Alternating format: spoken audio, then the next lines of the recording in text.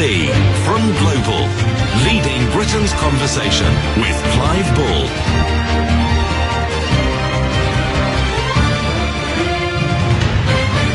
And a very good evening if you've just tuned in. It's the Legal Hour now on LBC. I'm Clive Bull. Daniel Barnett is away this week, so we're going to be doing an internet special. We're going to be looking at what I think is a whole new strand of law, really. We're going to be looking at your rights when it comes to online, to websites and social media. Things like online harassment, for example, the right to be forgotten by search engines. What about fake reviews? Is there anything you can do about that? These are the sort of questions we're going to be looking at. With me to answer your questions is lawyer Yair Cohen, who's a leading cyber law expert, indeed the UK's first social media lawyer. His law firm, Cohen Davis, specialises in social media and internet law. So if you have a question, 0345 6060 973 is the number. Since we're talking digital and online, you're of course welcome to tweet a question as well. If it's a short one, at LBC. The best thing to do is call, and then we can ask you a few questions as well.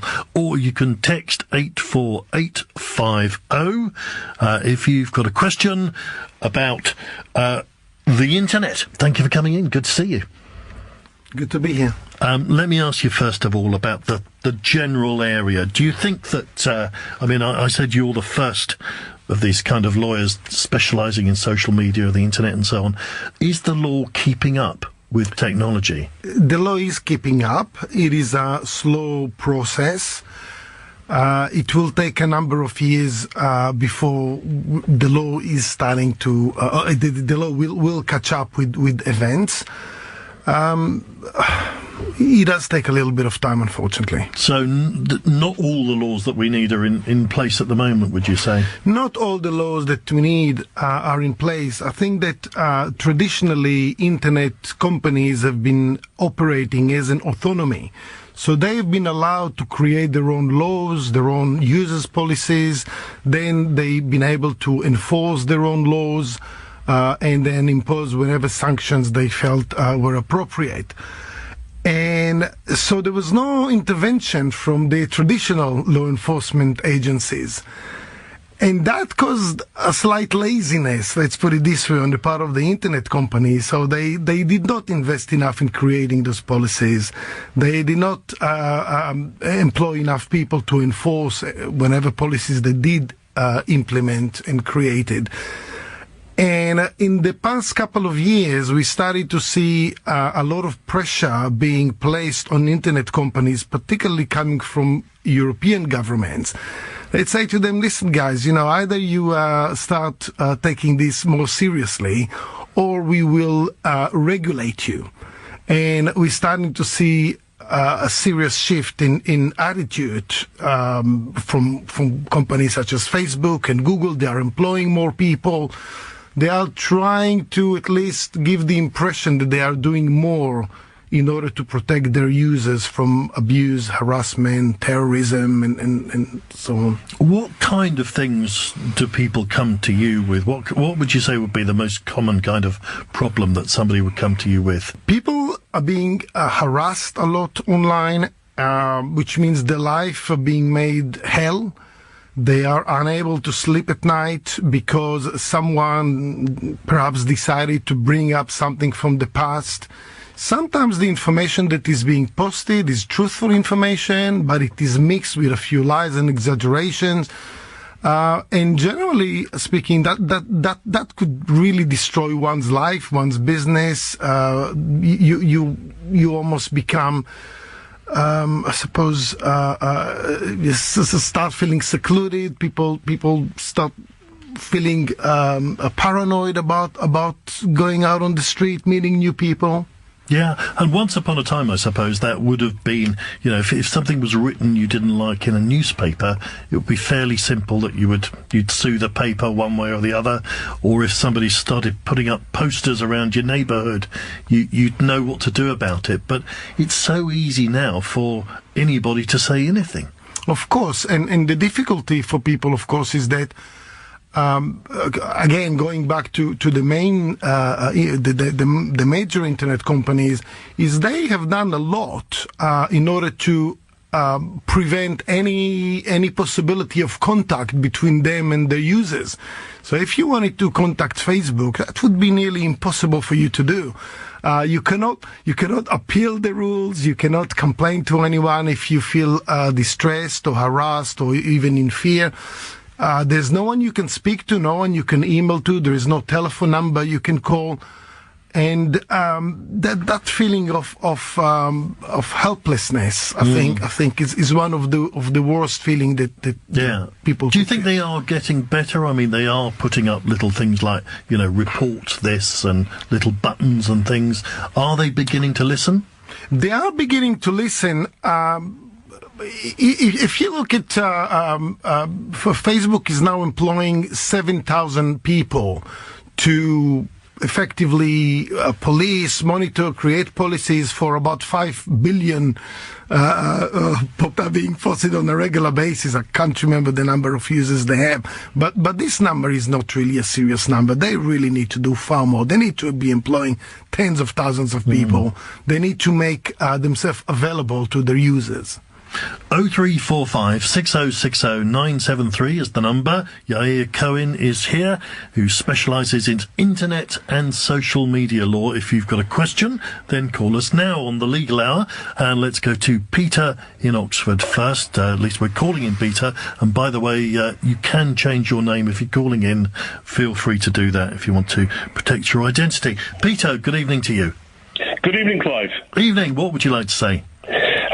Well, I'd like to ask about the right to be forgotten, if I may, in that I was convicted almost 20 years ago now of an assault offence at the Crown Court. I wasn't sent to jail. I was given a community penalty. No compensation was ordered to be paid. It was a relatively minor offence as far as these things go. But it attracted quite a lot of publicity, both in the press and on, therefore, consequently, online. And all that information is there still online 20 years later. And I do just rather feel that it's a ball and chain around my ankle, dragging me down, both in professional and personal terms. When the Right to be Forgotten came out several years ago now, from I think it was one of the European courts, I did actually email Google to ask about all this information being taken down, but they wanted so much detail about it, I couldn't face doing it. I'm just wondering how the law's moved on and what the situation is now and how I deal with it all. It's a great question, yes. One you must hear quite often, yeah. I've got some very good news for you, Peter. Thank you very much for calling about this, because things have moved on since the Right to be Forgotten had been introduced. I would urge you to give it another go. Yes. Go online, locate the form on the internet, a Right to be Forgotten form by Google. Give it another go. Fill out the details. They are unlikely to ask you for too many details this time round. They have improved the system. And you should be able, from the information that you've given me, you should be able to get rid of the whole lot. And Really? Oh, absolutely, and I'd be surprised if you didn't manage to get rid of the whole lot. Yeah. What you wanted at the time, I think it must have been 5 or 6 years ago, was URL addresses and all this type of thing. I'm just not au fait with all that, and I didn't like particularly looking at myself in the mirror online and finding out more details, and so I let it go, you see. Okay, the sort of information that you're going to need to give Google is, I was convicted 20 years ago of say an assault. The offence is now considered as spent under the Rehabilitation of Offenders Act. Oh, it's well spent. And therefore, I require you to remove this data from your search engine and list every single website where this conviction appears. And I'm pretty sure that you are going to be successful. If you've not been successful, next time when I come round, give us another call. So the onus is on them to find the sites that I object to, rather than me to identify them for Google or whoever. It is for you to identify those sites. So the best way to do it is to Google your name, see what comes up, and just create a list of those websites and send them all to Google, and I'm pretty sure that you're going to be successful. Good luck with that, Peter. And if you don't want to do it yourself, I mean, you said you didn't want to kind of look in the mirror like that. I guess you could get somebody else to do it, list all of those websites. Yes. And do you think you should have the right to do that as a matter of interest? That you should be able to, because one of the arguments going on at the moment is whether, it is true. So shouldn't it be out there? You're asking me? Yes. Yes, I certainly do. The reason I do is, it's under statute, isn't it? The Rehabilitation of Offenders Act, which has been amended in the last few years, so that once your sentence is done, it's considered spent. When I say done, I mean performed, whereas previously you had to wait 6 years or so, depending on what level of sentence you were given. And if we're to act as a society to help people who have found themselves in trouble and move them forwards, then it's entirely in the spirit and the letter of that act that it should be a right to be removed. And that's been confirmed by the courts in Europe, hasn't it? Peter, thank you very much. Good luck with it. Interesting point. If you've got a question about the internet, about social media, online, your presence, whatever your question, then call us now. Fake reviews we're going to talk about as well, which is an interesting one. 0345 6060 973 is the number. And Yair Cohen is here, who's a specialist in cyber law. If you've got a question, call us now. Just on that point of the right to be forgotten, as it's called, I know there's an argument going on with Google at the moment about this, and their argument is, well, people just want to rewrite history, that these things have already happened, so why shouldn't they be there held in an archive? What's your view on that? My view of this is, in this country, at least Parliament is supreme, and Parliament has taken the decision that people should have a second chance in life, provided the crime they had committed is not that serious. Not that serious. Just to clarify, the Rehabilitation of Offenders Act applies to anyone who had received a sentence not exceeding 4 years in prison. And Parliament is taking the view that people who had made a mistake in the past should be allowed to rehabilitate themselves and get back into society. And I don't think that Google should make decisions that effectively exceed Parliament's power. The interesting thing is, I suppose, that before the internet, all that information would have been there, but it would have been in an old local newspaper somewhere, so nobody would really know. Whereas now it's instantly accessible. You type in Peter's name, and it will pop up, and I suppose that's why it's become such an issue. It is an issue. And in relation to rewriting history, again, do people deserve a second chance, or are we going to hold anyone who made a mistake in the past to account to the rest of their lives? I mean, say someone had committed a minor offense of shoplifting. Yes, they've been convicted. How would they feel if till the rest of their lives? I mean, compare this to somebody's standing outside your house with a megaphone, and every time you leave the house, they shouting, "He had been convicted. He's a thief. He's a thief." Well, yes, we know he's a thief. But I think there comes a time where people should really be giving a second chance. Okay, if you've got a question about any of this, then call us now. More calls coming for the legal hour. 0345 6060 973. This is LBC. This is LBC with Clive Bull. LBC, I'm Clive Bull. It's the legal hour. This week it's an internet and online special, and with me is Yair Cohen, who's a partner at Cohen Davis Solicitors, who specialise in internet and social media law. So that's what we're dealing with. 0345 6060 973 is the number. Dennis in Dunstable. Hello, Dennis. Yeah, how are you? Hello, very good. What can we do for you? At all.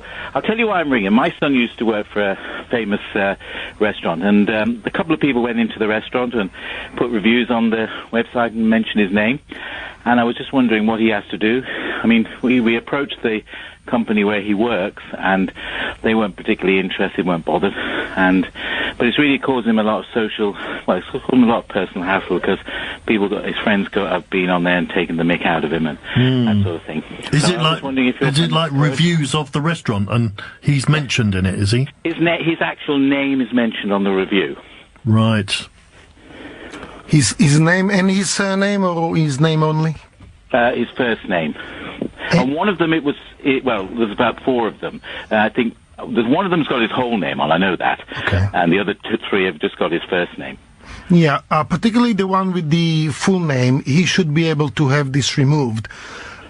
You should be asking, is this on Google reviews or any other Google reviews. Okay, yeah, you should be able to write to Google and ask Google to have this particular review removed because the review mentions a particular individual. My view is also that the restaurant should be helping him with that because they do have responsibility for their employees. So potentially there is a cause of action against the restaurant if they refuse to assist him in this matter. Okay, well, I mean, listen, so you're saying that he should go on that, become sort of, what's the word? Okay, yeah. All right. Let me just clarify. The first thing that he needs to do is to write to Google through the review website and ask for that specific review or reviews that mentioning his name to be removed. The other thing that he could do, the same as with the previous listener, he can go and find the Google Right to be Forgotten application form and write to Google on that particular form and ask for those reviews to be removed. I think that the best thing to do in this scenario is to try again and ask the employer to assist because there is a good likelihood that the employer will have direct access to the Google portal. So they will have a special account with Google where they can communicate much more easily with Google and request that the name of their employee or former employee be removed from that review website. All right, good luck, Dennis. I hope that helps. A question from Josh here, who's emailed saying, Clive, a few months ago, I went to look at a car from a second-hand car dealer. I received terrible customer service, so I didn't buy the car, and I left a bad review. Since then, I've received a call from someone who I believe to be the owner of the dealership, saying that I need to take my review down or I'll be taken to court. Can this really happen? It could happen under some circumstances. However, I wouldn't allow that particular individual to bully you into taking down your review. I would wait and see if they do send me a proper solicitor's letter and then see what is in the letter, take some legal advice on that. Because there is a lot of scope for individuals to write reviews about businesses, and as long as the gist of the review is truthful, then you're absolutely fine. So, if it ever went to court, I'm just imagining in front of a judge or something, would it come down to whether it's true or not, or is there more to it? There's more to it. The second limb of it is the business will need to show, or we need to prove, that they suffered serious financial harm as a result of the review. And this is something which is very, very difficult to prove. It is quite hard for a business to show that they suffered serious financial harm as a result of someone says, look, I didn't, customer service was terrible. They will need to show their accounts, and they're gonna have need accountant's report. It is a very difficult task to prove that. These reviews, though, they are quite powerful, aren't they? I read all these reviews if I'm on Amazon or something, and if there's a lot of bad reviews, or even a few bad reviews, I generally don't buy it. And then I think, but are they real? Are they competitors making up bad reviews? Are the good ones made up by the people trying to... And then I don't know what to trust. You're asking the right questions, Clive, and I think these are precisely the sort of questions you should be asking yourself, and this is absolutely fine. You should be asking those questions and making your own mind.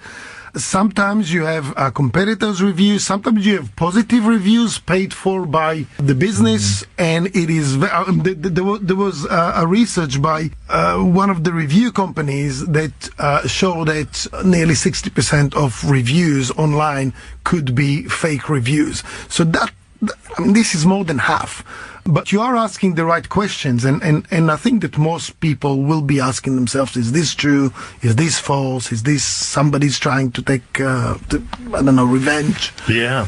Let's talk to Daniel in Kilburn. Hello, Daniel. Hiya. Good Evening. What would you like to say? Right, basically it's sort of regarding the right to be forgotten form, which the gentleman said that I can get online and sort of fill out and stuff. Yeah. Basically what it is, I was convicted of a crime about 15 years ago, coming up now. It was a financially motivated crime. I got sentenced, got a prison term, finished, done, dusted, been out for years now. I've got a small business of my own now. But if you was to type in my name, it comes up and it tells the story of what I was convicted for and how I got arrested and so forth and so forth. I want to know that I can get that taken off. But what I'd like, someone had said to me, because I was made aware just recently that a judge has said that it's wrong that criminals can't have this taken off. Someone had said to me that I can approach a solicitor and pay a fee, and the solicitor can basically do all of the nitty-gritty for me. I just want to know if that is the case, because Okay. I'm not the best person on... I'm not Sure. Can you get somebody to do it for you, basically?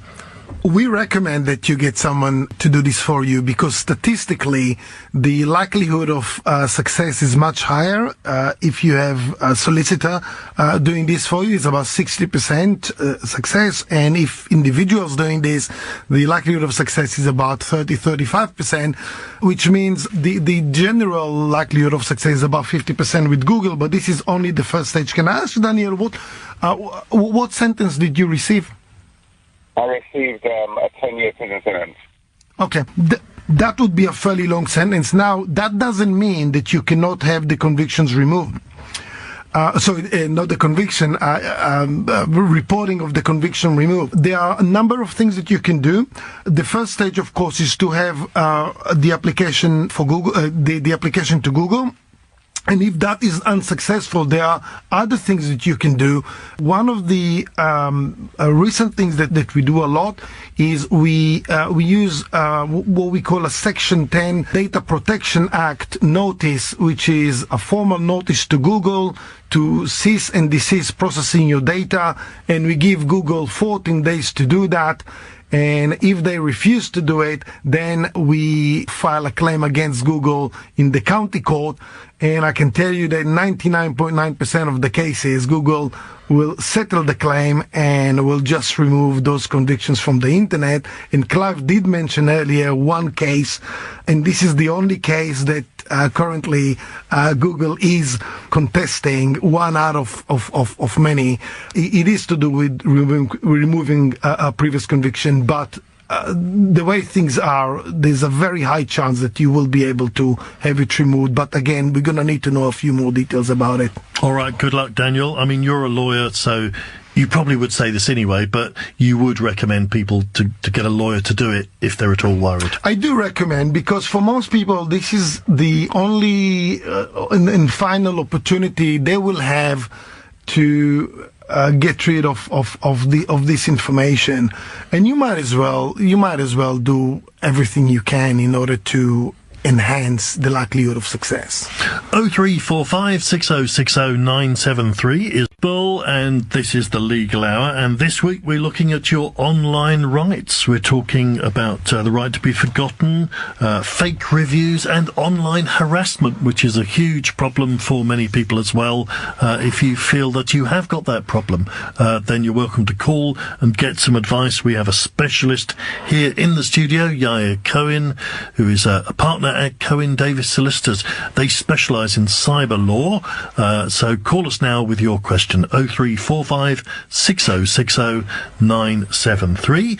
Steve in Manchester. Hello, Steve. Hi, Clive. How's it going? Very good, thanks. What can we do for you? Basically, I work in cybersecurity myself, and there's an individual in another country who's threatening to sue me. This individual is a public figure in the industry. He's promotes himself as that. He asked us to call him up to verify some of his claims because we thought that he was a charlatan and a fraud. I did that and got threatened, so I recorded the phone conversation.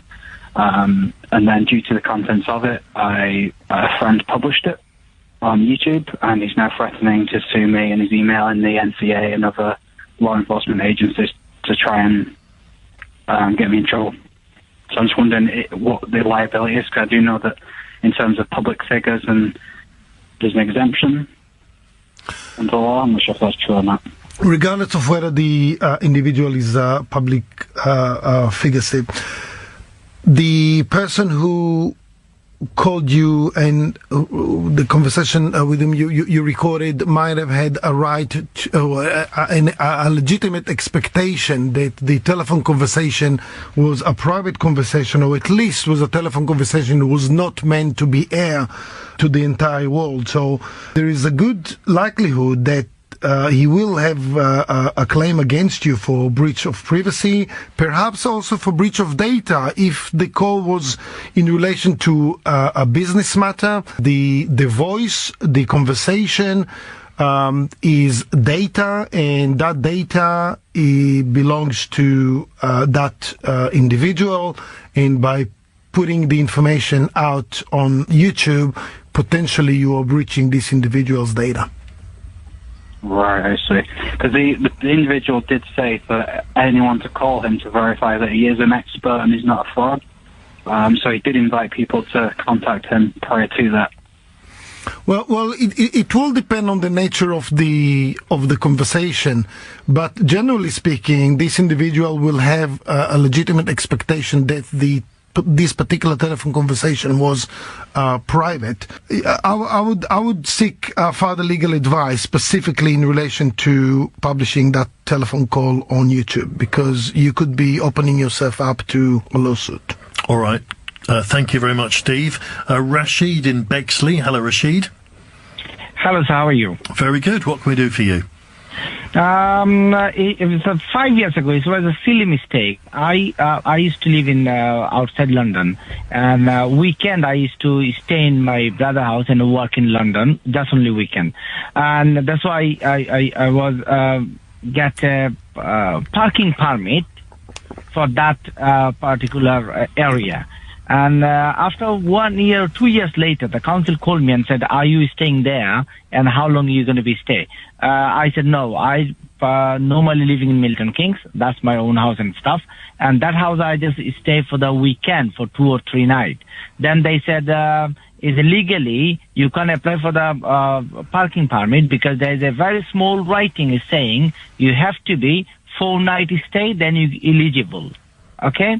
And so you didn't make this criteria, so maybe you can take in the court. And they didn't take me in court for this mistake, and they court give me the fine for £1,000. I paid. Okay. And what's the question now, Rashid? Question is, so that's why they called me in fraud, 2006.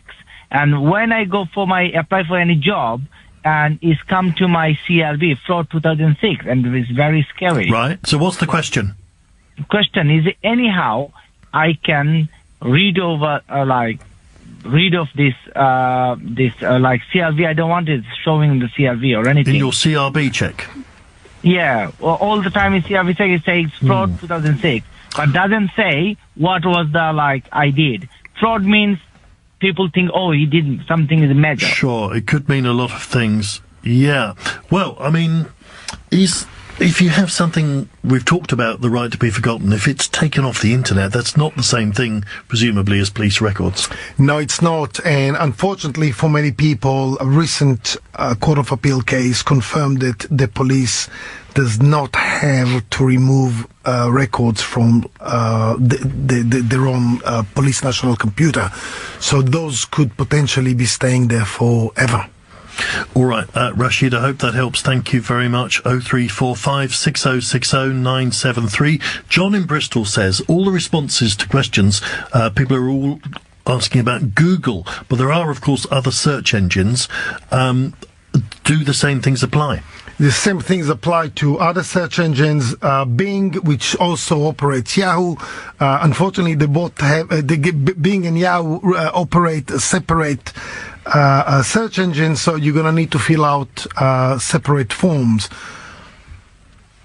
But you can do it, but you have to go through each one. You can do it, you have to go through each one, and each one you will be required to fill out a separate form. Okay. Jay in Romford. Hello, Jay. Hi.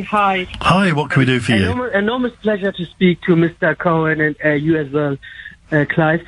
I've got an issue. Basically, last year I received a letter from a credit agency, I don't want to name their name, and that my data has been breached. Now, last year I've gone through a lot of problems. I didn't take it serious, that letter.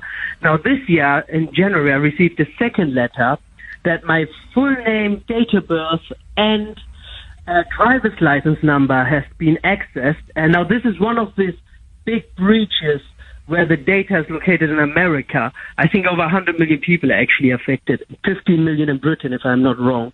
And yeah, it's very concerning. I just want to know where I stand. I'm in the process of issuing a complaint and then reporting it to the ICO.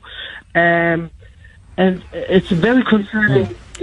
What are you particularly worried about? Why are you concerned? Today I've read another article that data is being sold on the dark web for around £870, and that is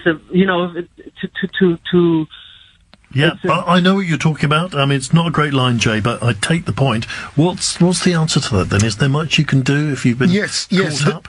Yes, there is some things that you can do. The ICOJ that you mentioned is the Information Commissioner Office, which is the regulator of data in the United Kingdom, and you can refer the matter to the ICO, but that's not going to help you very much because the ICO cannot, as things stand at the moment, cannot order the organization to give you any compensation. What you could do, you could take the matter to the county court, and potentially you could be filing a claim for breach of your data and receive compensations for the distress that this has caused you. Jay, good question. Thank you very much. More calls coming in a moment. If you've got a question about internet law, online law and social media, then call us now. Perhaps you've been harassed online. If you've got a question about that, we'll talk about that as well. 0345 6060 973. This is LBC 945. Universal Clive Bull on LBC. LBC, I'm Clive Bull, and it's the legal hour between now and 10. Daniel Barnett's away this week, and instead we're looking at online law, a new whole strand of law, and we're dealing with questions about social media, about the internet, about websites, about the right to be forgotten, and also online bullying. We'll talk about that in a moment. I just want, with me is Yair Cohen, who's a partner at Cohen Davis Solicitors, who are the UK's first specialists in internet and social media law. Question here from Siobhan, who says, Clive, if your child gets groomed online, hope to God that won't happen, she says, but what rights does a parent have to protect them? The parents have a natural right, and in fact a duty to do whatever they can to protect their child from grooming. There are different types of grooming for different purposes. There has been a case of the Breck Bednar case. This is a child who was groomed by a psychopath who convinced him that he was going to get him a job in Microsoft and an apprenticeship and all sorts of things. And he managed to groom this child via computer games. And eventually he convinced him to go to his flat, and then he sexually assaulted him and murdered him. Now, this is a child whose mother was a hands-on mom.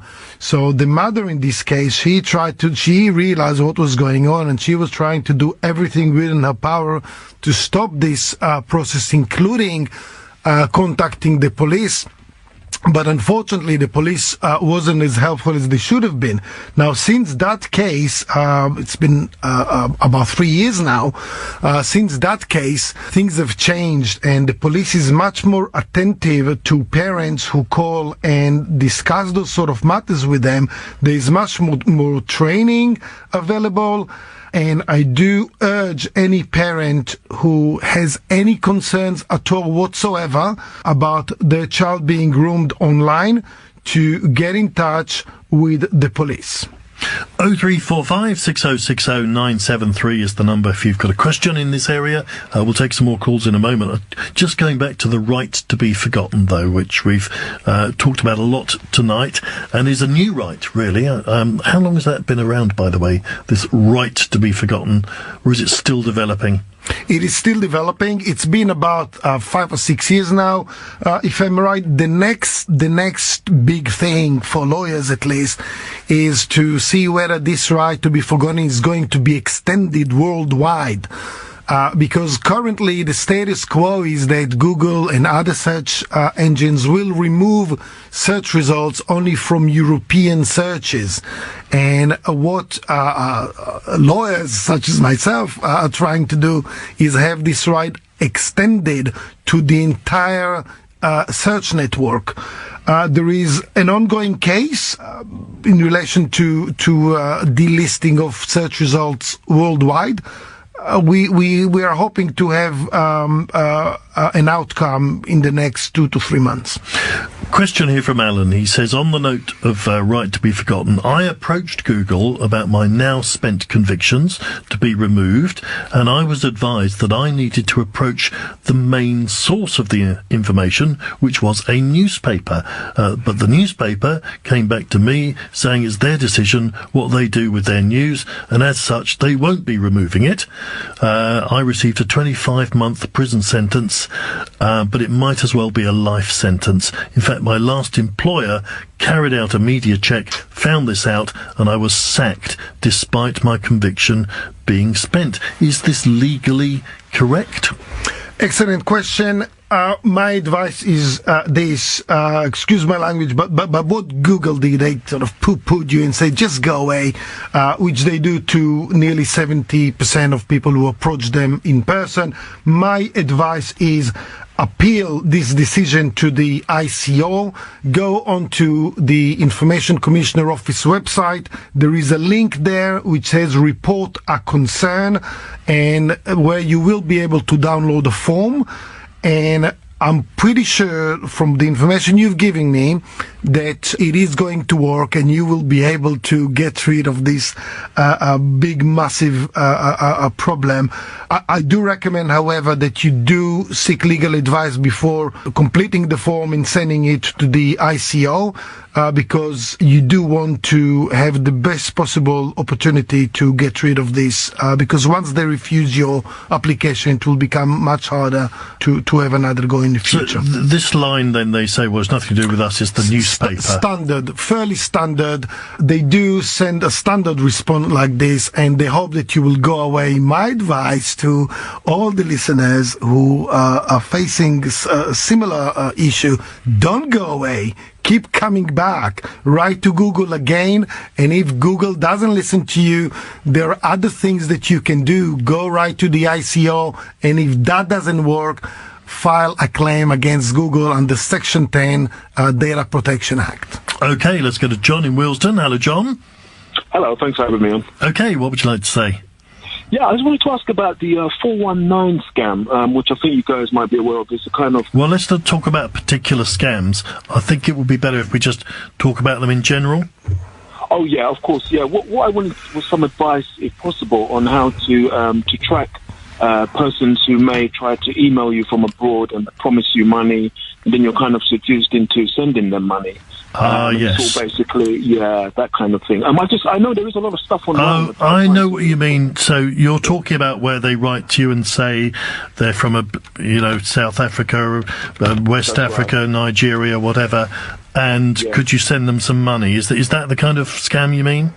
Yes, I actually have a family member who's unfortunately been tied into all of it and sends them quite a bit of money, and it's all really just trying to rip you off. I just wondered if there's a way of tracking these persons. I know there is advice online, but I just wondered what your view on that was. The police has been struggling with those type of scams for many years now. The best advice that I can give is if you ever going to pay anyone any money, especially if they are overseas, use a credit card. Don't use any other form of payment, because at least with a credit card you have some sort of protection by the credit card company, and they will be refunding you the money almost always.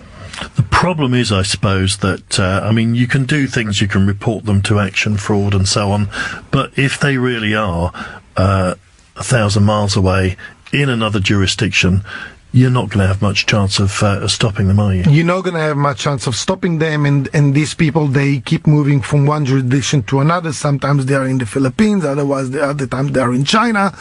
Best advice I can give is to not respond to that sort of scam. Absolutely. Question here from Graham. I have an internet business. A customer is bullying us into giving them a full refund, even though our terms and conditions clearly say we will always offer a statutory 30 days no question return as long as they pick up the cost, £65, which is what the delivery is. They say they work on the internet and they'll be making our business pay by writing bad reviews all over the place. Can we stop them rather than defend this after it happens, or should we just give in? Good question. It depends how pragmatic you wish to be, and I don't wish to encourage any business to succumb to blackmail. My advice is to record all those emails and to make a permanent record of any telephone calls where that individual is threatening to effectively blackmail you. Some businesses, as a matter of goodwill, will just pay. Just send that refund as a matter of goodwill and forget about the whole thing. It is certainly sometimes much cheaper to do that than spend the time and energy in chasing individuals who write. This is the problem, isn't it? But if they wanted to get in first and defend themselves, could they send a letter and warn, or would you not recommend that? Yes, they could send a letter and warn. The important thing is to preserve evidence, so if there are any consequences to that. But again, I think it is about people who operate businesses. Quite often, they don't have a lot of time to deal with those sort of things, and think, okay, I'll pay £65 because my time is worth more, and I'll be able to contribute and grow my business in a better way if I just put this thing behind me, move on, and focus on bigger and better customers. All right. Well, Graham, thank you very much indeed for that. And Yair, thank you very much indeed for joining us. That's Yair Cohen from Cohen Davis Solicitors. The advice offered in this hour is for guidance only. You should always seek your own independent legal opinion.